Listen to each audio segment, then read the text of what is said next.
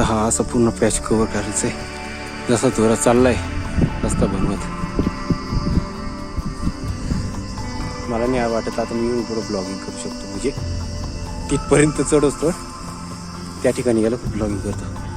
कारण चढाई खूप स्टीप आहे. प्रॉब्लेम नको आहे.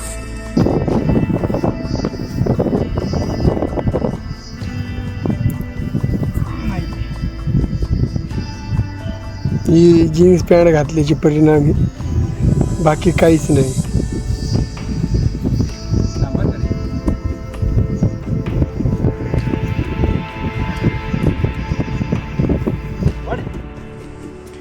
या जागेवर आम्ही कमीत कमी 3 तास घालवले.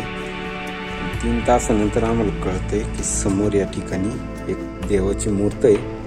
कसली ते समजत नाही, पण तिथं कोणी जाऊ येऊ नये म्हणून त्यासाठी दोन्ही बाजूने दगड ठेवले. हे बघा या ठिकाणी ते नाही माहिती. चला, या आपल्या गोव्यातले 10 टाक्या बघून झाले. आता